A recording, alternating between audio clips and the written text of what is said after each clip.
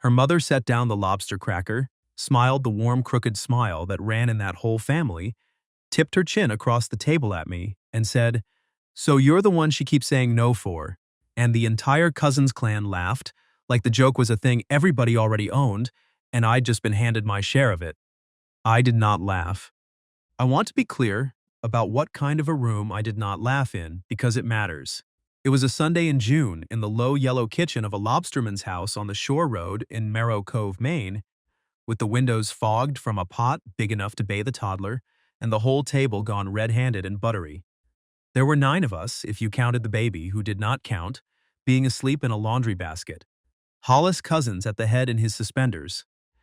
Bev Cousins, who'd said the thing, at the foot with her reading glasses pushed up into her gray hair. Denny, the older brother, and his wife Trish, and the 2 boys who kept trying to feed lobster to the dog under the table. An empty chair for the aunt who wasn't coming, and Mari, in the middle of it, in a yellow cardigan, doing what Mari did, which was hold the whole warm room together, so easily nobody ever thought to ask who was holding her. My name is Emmett Trumbull. I paint signs. I should say that better, because I paint signs makes people picture a man with a roller and a stencil, and I have spent a good part of my life gently correcting that picture. I do hand lettering, gold leaf, enamel, the kind of work that's mostly gone now, done by the kind of man who's mostly gone now. I letter the transoms on boats, the name across the stern, and under it the hailing port, and I've done half the working hulls that go out of this harbor. I do the shop shingles on Water Street, the ones with the little painted lobster, or the painted quill, the gold leaf numbers on the bank door, the memorial board in the Grange. If it has letters on it, and somebody in this town cared how those letters looked, odds are I made them, or my father did before me, and it was my father's shop I was sitting in the memory of at that lobster supper, because he'd been dead 4 years, and I still thought of the shop as a place I was minding rather than a place that was mine. That's the other half of why Bev Cousins could say what she said and land a laugh. Everybody in Merrow Cove knew my situation the way everybody in a town like this knows everybody's, which is to say inaccurately but with great confidence. Emmett Trumbull, 32, single, lives above the sign shop, good with his hands, sad about his father, was going to marry the Ferris girl until she went to Boston. That's the file. The Ferris girl's name was Whitney, and she was not a villain, and neither was I.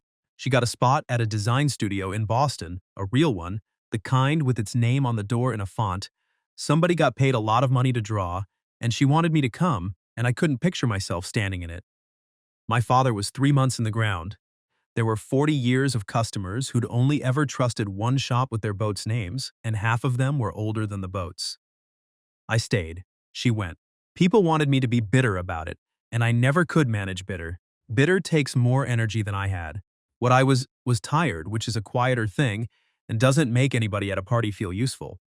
So when a warm woman at the foot of a warm table pointed her lobster cracker at me and made a joke about her daughter, turning down every man they'd floated at her, because she was secretly hung up on the sign painter, the room laughed, the way that room was built to laugh, big, forgiving, a little at Mari's expense, but lovingly, the way you rib the one you're sure is fine. And I could feel the shape of what I was supposed to do. I was supposed to laugh too. Duck my head, wave a buttershiny hand, say something like, "Aw, Bev," or something like she's got better taste than that, and hand the joke back into the middle of the table where it would spin out and die, and everyone would move on to the corn. That was the script. Mari was already reaching for it. I saw her load the deflection into her mouth, some quick sunny thing, some voice. She could do voices. She did them for a living. That would turn her own heart into a bit and let the table off the hook. I set down my fork. I don't know entirely why I did it. I'd like to tell you it was a decision, but it was closer to a reflex, the same reflex that makes me stop a customer's hand when they reach to touch gilding that isn't cured. Some things you protect before you've thought about why. I set down my fork, and the small, clear sound of it on the plate cut under the laugh, and I looked at Bev Cousins, not at Mari, because you don't answer a thing said about a person by staring at the person, and I said, in an ordinary voice, "That's a real thing you just said about a real person." The laugh didn't stop all at once. It sort of ran out of road. Denny's trailed last, a chuckle that arrived at an empty station and stood there. "I didn't mean anything by it," Bev said, and she didn't. That was the thing. There wasn't a mean bone in the woman. "I know you didn't," I said. I just don't think it's a joke is all. A person turning people down. There's usually a reason a person does that, and the reason usually costs them something, and I'd rather not laugh at a bill somebody else is paying. I picked my fork back up because I didn't want it to be a speech. I wanted it to be a sentence. And then I said, "This is really good lobster, Hollis." And Hollis, who had not said a word the entire meal and would not say six more, looked at me for a second, with an expression I couldn't read, and then said, "Traps were good this week." And just like that, the table had somewhere to go. And it went there, and the corn came around, and the moment closed over like water over a dropped stone. But it doesn't really close. That's the thing about water. It closes on the surface, and the stone keeps going down. I didn't look at Mari for a while, on purpose, to give her back the room. When I finally did, she was watching me over the wreck of a lobster, with an expression I had genuinely never seen on her face in the 20-some years I'd known it, and I'd known it a long time. Mari Cousins was the most watchable person in any room, and the least watched, if that makes sense. Everybody looked at her the way you look at a fire in a hearth, warm, glad it's there, not curious about how it was built. I'd known her since she was 8 and I was 10, and we both got parked at the Marrow Cove Library on rainy afternoons because our parents worked, and I'd have told you I knew every face she had. The story hour face, big-eyed, all the vowels. The tired face at the end of a summer reading push. The polite face for the selectmen. The quick, dry face she kept mostly for me, because I was one of about 4 people in town she let be dry around. This wasn't any of those. This was a face caught with its guard down, and what was under the guard wasn't happiness and wasn't gratitude. It was something closer to alarm. Like I'd walked up to a door she kept painted to look like wall and knocked on it. She got up and started clearing plates, which in that house was how you left a conversation without leaving the room, and as she reached past me for Denny's shells, she said, low under the noise, "Just for me. Don't do that." "Do what?" I said. "Take me serious in front of my family. There's no slot for it. It just makes everybody uncomfortable, including me." She stacked a plate. "I've got a system, Emmett. The system works." "What's the system?" "Be the one who's fine," she said. "So nobody has to wonder if I am."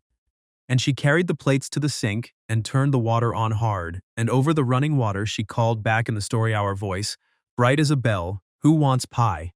And the whole table said me, and that was the end of it, and it was the beginning of everything, though it would take me a while and a 9-year-old letter to understand which.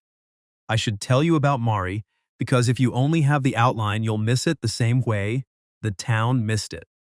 Marigold Cousins was 30 years old, and she ran the children's room at the Marrow Cove Free Library, which is a stone Carnegie building, at the top of Water Street with a green copper roof gone the color of a calm sea and a set of granite steps worn into shallow bowls by 110 years of small feet. She ran the summer reading program, the one with the paper thermometer in the front window that the kids colored in a rung at a time until it boiled, and the whole thing ended in a lawn party. She ran the puppet story hour on Saturday mornings, which was the actual beating heart of the operation, because Mari did every voice. The troll had a voice. The moon had a voice. The fox, I'll get to the fox, had the best voice, a low, sly down-east drawl that made grown men lingering to pick up their kids laugh out loud despite themselves. She'd been doing it 8 years, and there was a generation of Marrow Cove children who could not read a bedtime story in their own heads without hearing it in Mari's voices, which, if you think about it, is a kind of immortality most people never get near. The whole town loved her. I want to be precise about the love because it was real and it was also the trap.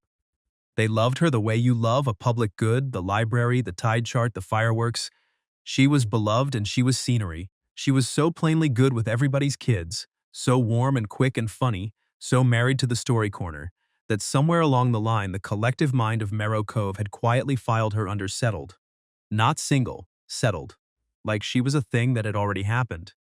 People set up their divorced cousins and their widowed uncles with real fuss and casserole, but nobody set up Mari, because, in the town's imagination, Mari wasn't waiting for anything.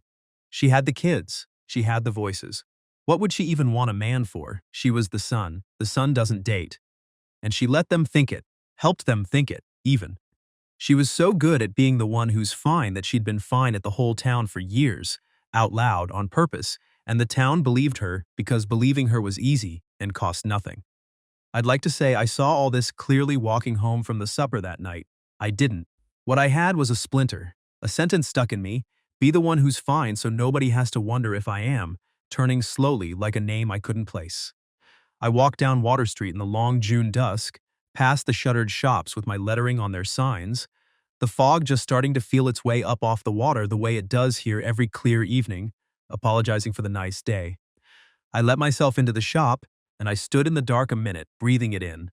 Because a sign shop has a smell that is the closest thing I have to a church, turpentine and linseed, and the faint sweet rot of old varnish, and under it the cold stone smell of the gilding that doesn't smell like anything, and somehow you can smell it anyway. And there on the long bench, up on padded sawhorses under the good north light I'd leave a lamp on over even at night, was the reason Mari and I were about to spend a summer within reach of each other, which was the Marrow Cove Library sign. The library board had brought it to me in April.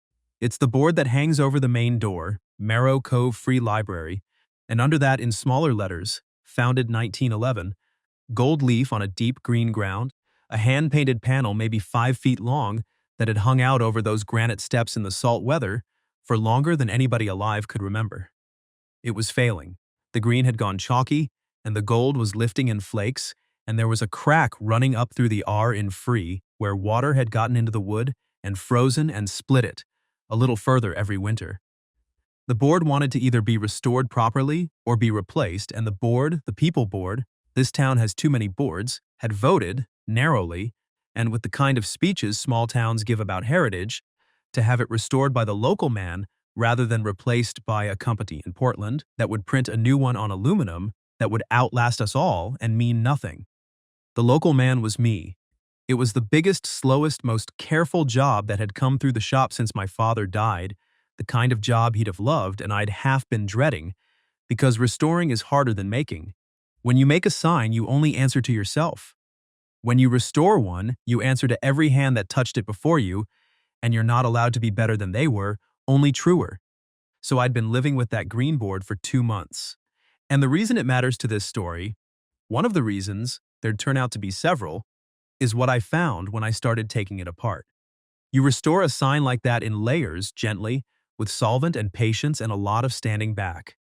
And a few weeks before the lobster supper, working the cracked section, easing off a top coat of green that turned out to be the third or fourth green that board had worn, I'd uncovered, underneath, a ghost, an earlier lettering. Somebody had lettered that panel before the version the town remembered, same words, different hand, and then somebody, decades back, had painted a fresh green right over it and re-lettered on top, the way you do, the way I was about to. And in the bottom corner of the older, buried layer, where a sign painter signs his works small so only the next sign painter will ever find it, was initialed, in a fine, confident hand, BM and a year.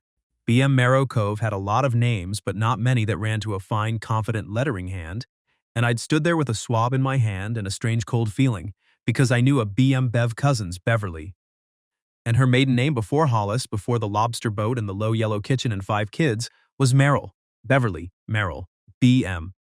Mari's mother had lettered that library sign, once, as a girl, back when she was somebody with a fine hand and a future she hadn't decided on yet, and then life had painted green right over her and re-lettered the town on top, and nobody remembered, maybe not even Bev, that under the sign the whole town read every day there was a young woman's name. I didn't know yet what to do with that. I only knew I couldn't scrape it off. Whatever I did to that board, BM and the year were staying. I mention it now because it's the first of the things I'd been carrying without knowing they went together. The sign, the fox, the mugs, the book, my father's smallest brush, and because it was the sign that gave me the excuse, 2 days after the lobster supper, to walk up those worn granite steps and into the children's room and see Mari Cousins on her own ground for the first time since I'd set down my fork. The children's room at the Marrow Cove Library is in the back, down 3 steps, in what used to be the coal cellar and is now the warmest room in town. Low ceiling, round rug, a reading loft shaped like the wheelhouse of a boat because a carpenter named Sal Petit built it out of love in 1994, and it's outlasted him.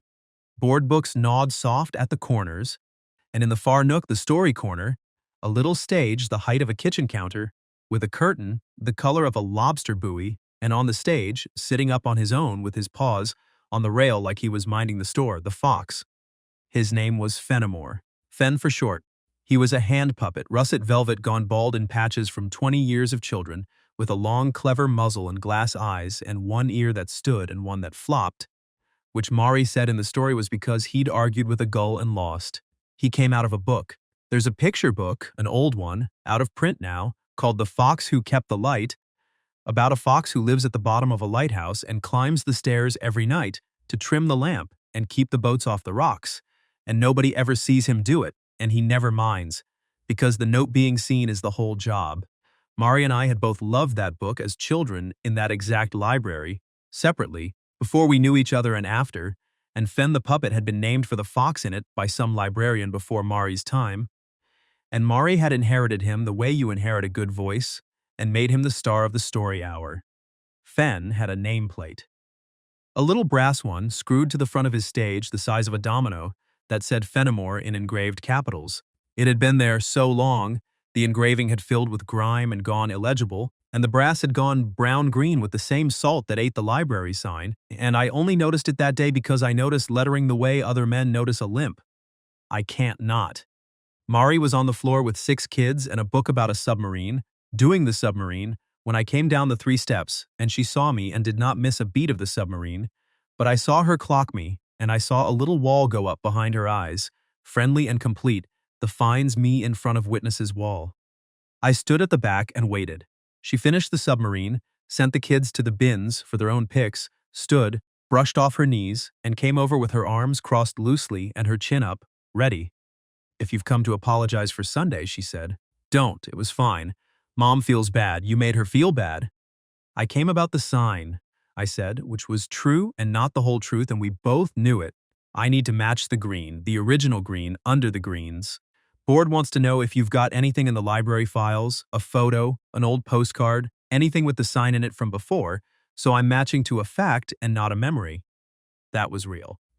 It was also the flimsiest excuse 2 grown people have ever both agreed to pretend was solid. She looked at me a second, deciding whether to make me pay for the fork, and then some other thing won, some old thing, curiosity or loneliness, or just the plain relief of talking to somebody who wasn't going to ask her to be delightful, and she said, "There's a whole cabinet of postcards nobody's touched since Reagan. Come on. But you carry the ladder. I'm not insured for you." We spent an hour in the reference stacks with a flashlight going through a cabinet of Merrow Cove postcards, and somewhere in there the wall came most of the way down, because you can't stay armored while you're both sneezing in the same shaft of dusty light, laughing at a 1950s postcard of a man proudly holding a cod the size of a Labrador. We found the sign, eventually, in the background of a photo of a Memorial Day parade, and I got my green, or close enough that I could reason the rest. But that's not what I carried out of there. What I carried out was the sound of Mari Cousins laughing when she'd forgotten to manage it, a real laugh, one notch lower than the story hour laugh, a laugh with no audience built into it, and the way it stopped abruptly when she heard it and glanced at me to see if I'd noticed. I had. I pretended I hadn't. It's a thing you can give a person, pretending not to notice, and I'd learn later it was close to the most useful thing I know how to do. "That brass nameplate on Fenn's stage," I said on the way out, because I needed to say something that wasn't what I was thinking. "It's shot. You can't read it. I could recut it. Wouldn't take an afternoon." "He knows his own name," she said. "He's fine." "He's not the one who has to read it," I said. "The kids are." She stopped on the granite steps with the fog coming up Water Street behind her and looked at me for a beat too long. And I don't think either of us knew then that we'd just had an argument about something much larger than a puppet's nameplate and that she'd lost it. "Fine," she said, "but you don't get to make it fancier than it was. Same letters, same size. You don't get to improve him." "Wouldn't dream of it," I said. "You only get to be truer, not better. That's the whole rule of the job." She gave me a strange look for that, too. I was collecting strange looks that summer. Without understanding, I was earning them one true sentence at a time. The nameplate I did in the shop that week, evenings, after the paying work. Cut a new blank of brass, laid it out, and here's where I'll introduce a thing that mattered more than a nameplate should. I did the layout with my father's smallest brush. He'd had 100 brushes and I'd kept them all, but there was one, a one-hair-liner worn down over 40 years to almost nothing, a red sable that had drawn the finest line of any brush I've ever held or ever will, and I didn't use it. I kept it in a jar on the shelf like a relic and used my own brushes, because using his felt like wearing a dead man's coat. But the Fenimore was small work, and fine, and some evening thing in me wanted to do it right rather than safe, and I took the old brush down and loaded it and drew the hairlines of those letters with my father's own hand, basically running under mine, and it did the line I couldn't have done, and I sat there when it was done, feeling foolish and moved and not telling anybody, which was becoming my main mode of operation. I brought Fenn's nameplate back the next Saturday, engraved and blacked and screwed on shining, Fenimore, same letters, same size, only true again, and Mari ran her thumb over it in front of a room of kids and didn't say anything to me at all. Just did the fox's voice a little softer than usual that morning, and I stood at the back and told myself I was there for professional reasons. Then, 3 weeks into all this careful nothing, she showed up at my shop at 11 o'clock on a Friday night, soaked to the skin, mascara down one cheek, and said, "I need your couch and I need you to not ask. And if you say one single kind thing, I'm going to walk back out into that rain." So, I didn't say a kind thing. I've been accused of a lot of things, but never of being unable to follow a direct instruction. I stepped back and let her in and turned up the little propane heater and handed her a shop towel that at least didn't smell like turpentine, and I put the kettle on and got out the 2 mugs. I'll tell you about the mugs, because they're going to matter. And I made tea and did not ask. And she sat on the sprung green couch that had been in that shop since before I was born, where my father used to nap, and she wrapped both hands around the mug and stared at the heater and shook, a little, not from cold. The mugs. There are exactly 2 mugs at the sign shop, because I am one man and I do not entertain. One is a heavy diner mug, white, chipped at the lip, that says Marrow Cove Harbor Master on it, which is a lie. I've never been the harbor master. It came free with something years ago. The other is a thin tourist mug with a puffin on it, and greetings from Maine in a font that makes my teeth hurt, that a girlfriend before Whitney left behind, and I kept it because throwing out a mug felt dramatic. They don't match, they don't come close. And for years they'd just been the 2 mugs, and it was only that night, handing Mari the puffin because I couldn't picture her holding the harbor master lie, that the 2 mismatched mugs became a thing instead of a fact. She held the puffin in both hands like it was keeping her afloat, and I thought absurdly that a table with 1 mug on it is a man alone, and a table with 2 mugs on it, even ugly ones, is something else, and I told myself to stop thinking like a greeting card and drink my tea. She talked eventually, not because I asked, because the not asking made room. "Blind date," she said to the heater. "Trish set it up. Cousin of a friend, up from Portland. Perfect for you, Mari. You know the pitch." She did a little voice, a bright dead voice, Trish's voice. He was fine. That's the terrible part. He was perfectly nice. He owns 3 restaurants and he talked about all 3 of them, and about 40 minutes in, over the calamari, he goes, "He's not being cruel. He thinks he's being sweet." He goes, "You know what I love about you? You're so low maintenance. You're the kind of woman a guy doesn't have to worry about. You just make everything easy." She turned the puffin mug slowly in her hands, and I said thank you, because it was a compliment. He handed me a compliment, and it was the loneliest sentence anybody said to me in about 5 years, and I sat there and I thanked him for it, and then I said I had an early story hour, and I drove around for an hour, and I ended up here, and I don't know why I ended up here, so don't make it a thing. "You just make everything easy," I said. Not to her tasting it. That's the review. Low maintenance. That's the review. "That's a review you'd give a truck," I said. She laughed, one sharp exhale through her nose, surprised into it, and then her face did something complicated, and she looked away, and I understood I'd gotten close to the actual bone of it, and that the kind thing to do now was to back off the bone. So I got up and put more water on that nobody needed, and gave her a minute with her own face, and when I sat back down I talked deliberately about the library sign, about matching greens and the crack in the R, the drone of a man who fixes things, and she let it wash over her, and somewhere in the boring middle of it she fell asleep sitting up on my father's couch with the puffin mug going cold in her hands. I took the mug. I put a drop cloth over her, the clean canvas one, not the paint one.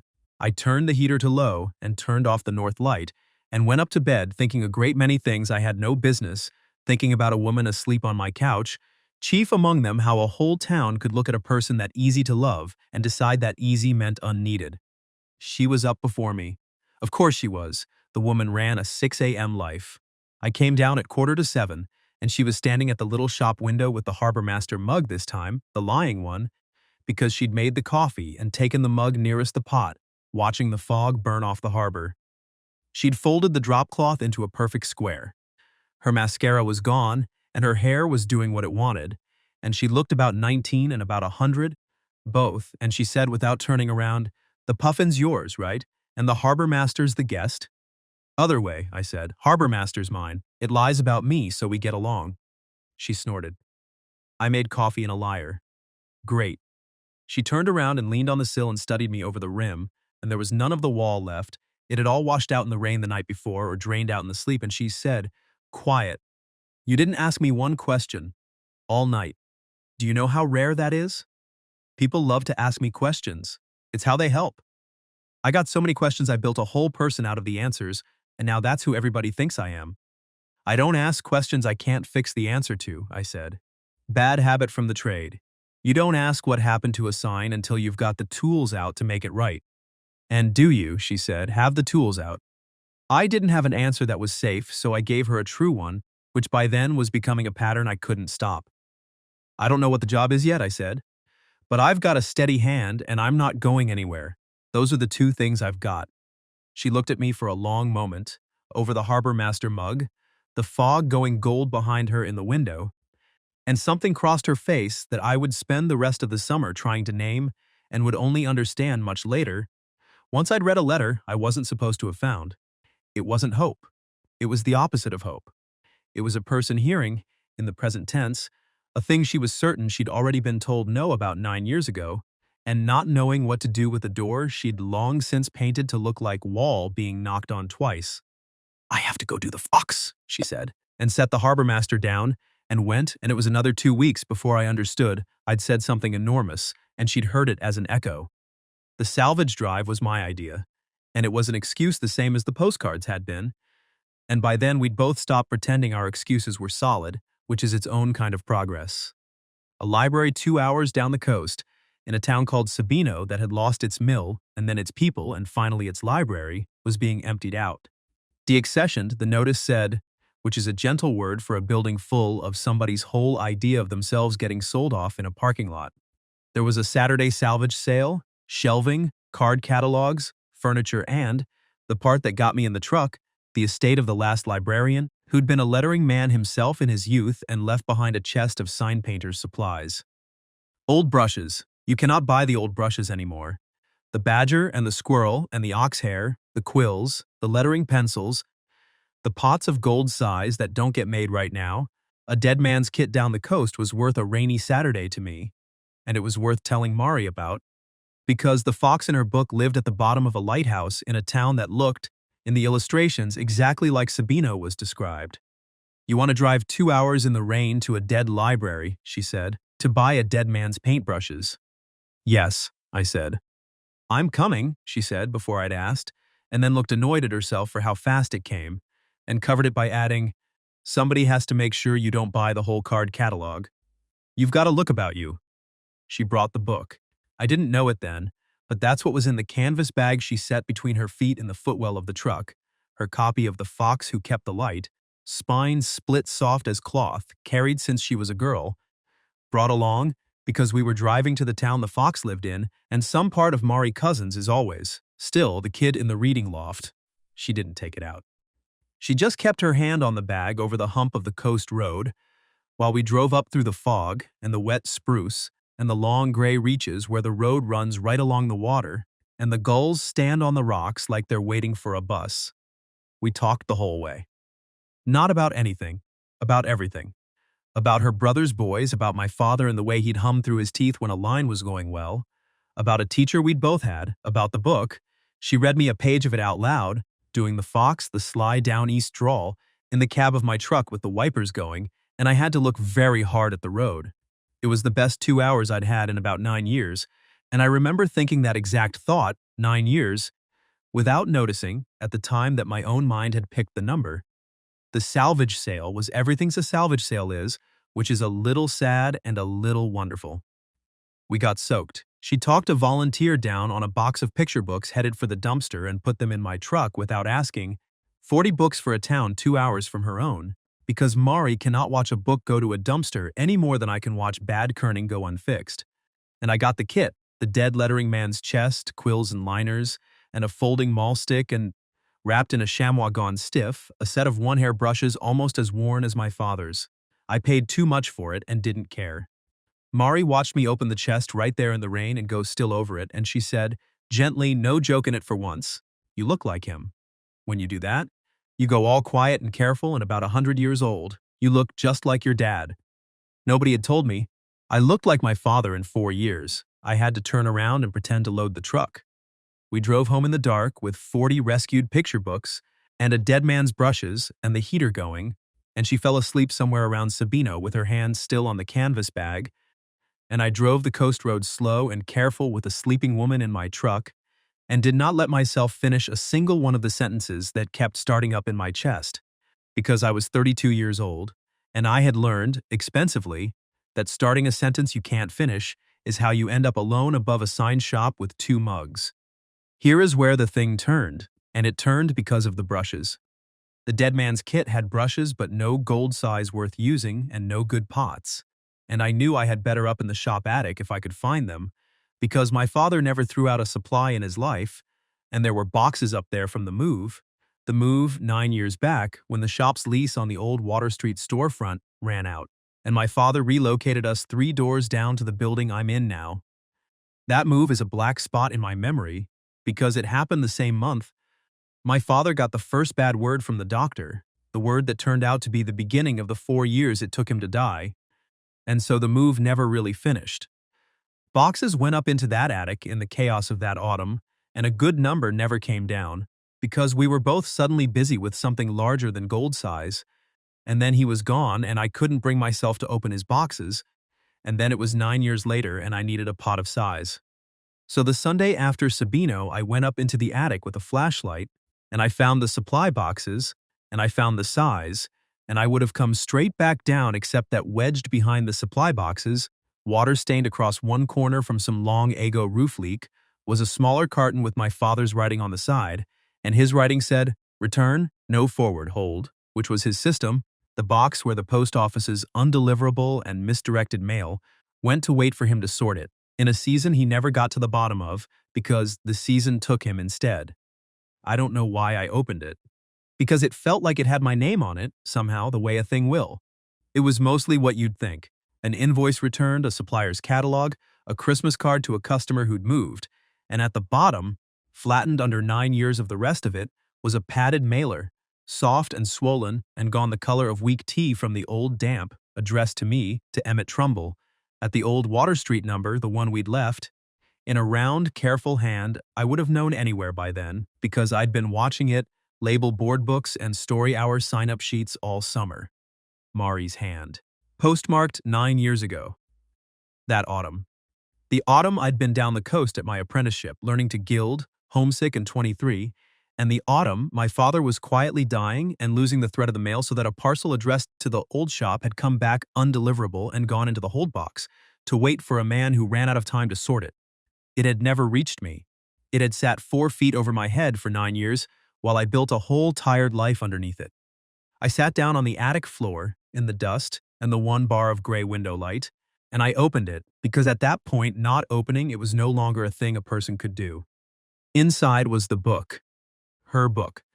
The Fox Who Kept the Light, an older copy than the one that had ridden in my footwell to Sabino 2 days before. Because, I would come to understand, this was the original, the one she'd truly carried since she was 8, and the one she'd read from all summer, was the reading copy she'd bought later to replace the treasure she believed she'd given away. This one's spine was split soft, and the cover was foxed at the edges, and inside the front cover in pencil in a child's careful capitals it said, "This book belongs to Marigold Cousins, age 8, do not steal," and my throat did something it hadn't done at my own father's funeral. And tucked into the split of the spine, folded in 3, gone soft and tea-colored at the folds like the mailer around it, was a letter. It was dated the night before I left for Sabino, 9 years ago. It was in the same round hand, younger, pressed harder, the hand of a 21-year-old writing the truest thing of her life at a kitchen table after everyone was asleep. "I'm not going to give you all of it." Some of it belongs only to us now, and I've learned that the difference between a man and a decent one is knowing which words to keep. But I'll give you the shape of it, because the shape is the whole story. She wrote that she'd meant to say it to my face and couldn't. She wrote that she was giving me the book because it was the thing she loved most, and she wanted me to have the thing she loved most, and if that was too much to say out loud, then the book could say it for her. Quietly from a glove box, some homesick night down the coast. She wrote, and this is the line that went into me and has not come out, she wrote, "You are the only person in Marrow Cove who has ever looked at me like I was a whole weather system and not just a nice day. I don't know how to be a nice day around you anymore. So I'm telling you, once on paper, where I can't take it back and can't watch your face. I love you, Emmett Trumbull, and I have since we were kids in the reading loft, and I'm not asking you for anything. I just couldn't let you drive down that coast, thinking nobody in this town was going to miss you like a limb." And then, at the bottom, smaller, the part that broke it clean in half. "If you read this and it's not the same for you, please just be my friend and never say a word about it. I'd rather have you easy than not at all. I'm good at easy. You'll never even know it cost me anything." She'd meant to leave the book in my truck. I know now she lost her nerve at the dawn goodbye. I remember that goodbye in the shop lot, both of us hung over on sleeplessness, my father honking, her standing there with her arms crossed over a canvas bag and saying, "Drive safe, sign painter," in a voice I'd thought was just early. She'd had the book in that bag. She hadn't been able to hand it over. So a few days later, from her side, she'd been brave the only way that was left. She'd mailed it. Mailed her whole opened heart to the old shop address, and it had bounced off a dying man's forwarding and gone into a hold box, and she never got it back. And so she was sure it had arrived, and I came home a year later, gilding better and grieving my father, and slid right back into being her easy friend because I never knew there'd been anything else on offer. She'd spent 9 years certain I read that letter, 9 years certain I'd read the truest words she owned and decided kindly to be her friend and never say a word about it, exactly as she'd told me to. 9 years reading it as the gentlest no a man ever gave a woman. That was the system. That was be the one who's fine so nobody has to wonder if I am. She wasn't hiding a heart she'd never shown. She was living in the aftermath of a rejection that had never happened, being easy at me on purpose because she thought easy was all I'd left the door open for. I sat on that attic floor for a long time, long enough that the one bar of window light moved off the letter and onto my knee, and then I did the math that mattered, which was not 9 years. It was this. Every true sentence I'd said to her all summer: "I've got a steady hand, and I'm not going anywhere. You only get to be truer, not better." That's a review you'd give a truck. Every one of them had landed on a woman who'd already filed me under. Kindly said no once, and too decent to bring it up. She'd been hearing my whole summer as a man being gentle about an old dead thing, and she'd been letting herself love it anyway, carefully, the way you warm your hands at a fire you know is going out. I had to tell her. There was no version where I didn't tell her. The problem I'd learned within about 48 hours was that I was not the only one holding a piece of the future, and hers had a deadline. The Portland thing had been in the air a couple weeks, and I'd only half heard it, the way you half hear news about people you've decided are permanent. The state library system was standing up a new children's services post, head of youth programming for the whole Southern District, and somebody who'd sat in the back of a Marrow Cove story hour years ago and never forgotten it had put Mari's name in, and they'd offered it to her. A real job.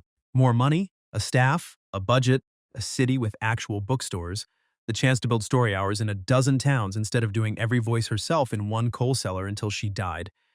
It was, by every measure a person is supposed to use, the thing she should say yes to.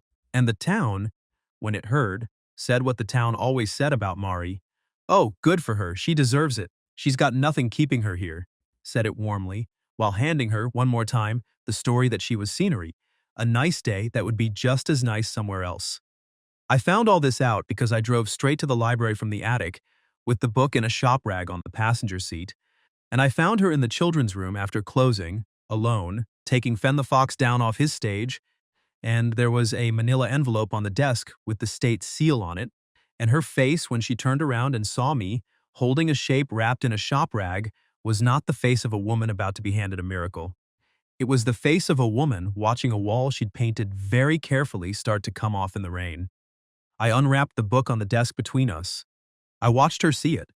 I watched her understand which copy it was, the age 8 copy, the treasure, the one that had been gone off her shelf for 9 years, and I watched the color go out of her.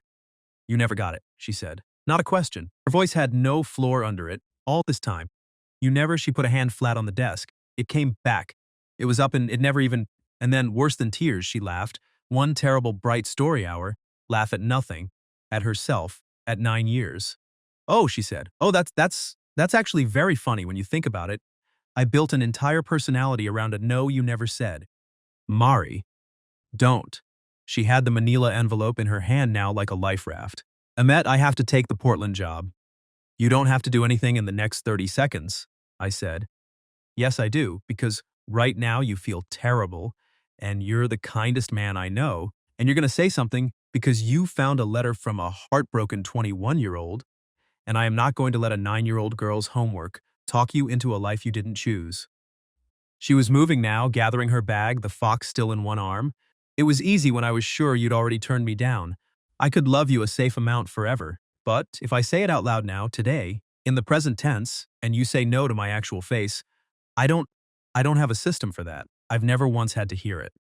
And I won't make you choose between me and being kind. I've watched you be kind all summer.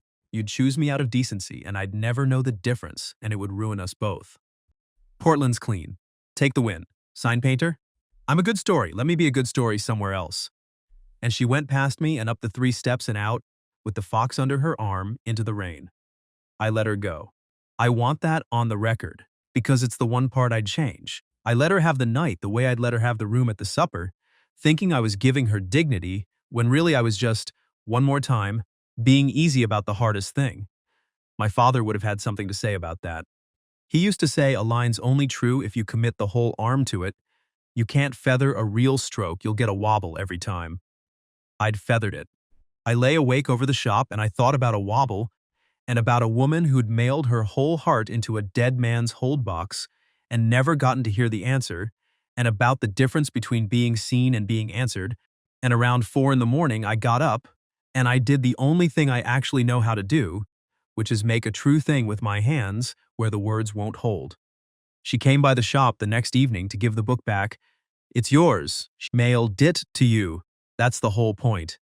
And she found me in the doorway, because I'd been watching the top of Water Street for an hour, and the rain had turned into the cold hard salt kind that comes straight up off the water in September and finds your collar.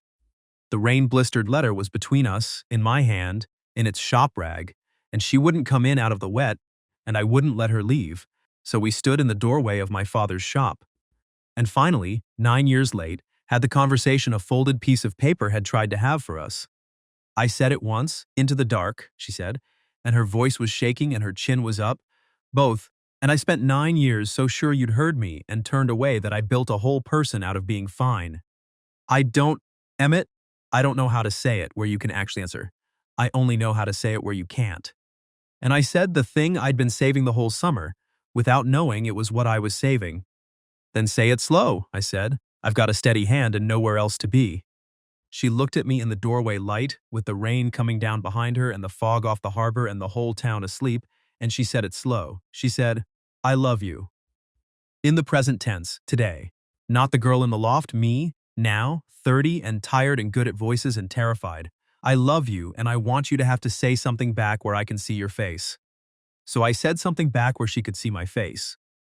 I told her I'd read the letter 9 years too late, and it hadn't been a no then, and it sure as anything wasn't one now, and that I'd spent a whole summer telling her true things I thought were about a sign and a fox and a couple of mugs, and every single one of them had been about her, and that I did not need her to be easy. I had never in my life needed anybody to be easy. I needed her to be exactly as much weather as she was. And then I stopped talking, because I'd committed the whole arm to it, and there was no wobble in it, and I kissed her once in the doorway of my father's shop in the cold September rain, and it was not easy at all, and neither of us minded. She didn't take the Portland job. She wrote them back and told them she'd billed their district story hours from Marrow Cove or not at all, and to everyone's surprise but mine they said yes, so instead of leaving she opened a second story hour branch 2 towns over, in a church basement in Sabino of all places, in the town where the fox lives, and now there are children in 2 towns who can't read a bedtime story without hearing it in her voices. Immortality. Spreading. I finished the library sign that fall. Marrow Cove Free Library. Founded 1911, matched green, the crack in the R, filled and gilt over so true you'd never find it. I left BM and her year down in the corner, where I'd found her, Bev Merrill's young confident hand under the towns, and I told Bev quietly, one Sunday over lobster, that her name had been holding up that library for 50 years. She cried into a napkin and then said, "So you're the one." And this time when the table laughed, nobody was the joke. The rain-blistered letter is framed now, over the story corner, above Fen the Fox on his stage with his recut brass nameplate shining, where I can look up during a Saturday story hour and read the truest words anybody ever mailed to the wrong address. And there's a new sign at the end of a gravel drive on the shore road, a small one, the finest work I've ever done, drawn line by line with my father's own one hairbrush, because some jobs you finally earn the right to use the good brush for. It's a mailbox sign. It has two names on it. We were married in the library garden the following June, among the roses and the worn granite steps, with the harbor master mug and the puffin mug set out on the cake table, like the two of them had earned it, which they had. Bev did a reading. Hollis said 11 words, which for Hollis is a toast. And when the minister got to the part where you ask, and turned to Mari and said the words, she looked at me over the whole warm town that had never once counted her as a woman somebody would pick, and she smiled the crooked cousin smile. And for the first time in her life, out loud, where I could see her face and answer it, Marigold Cousin said yes.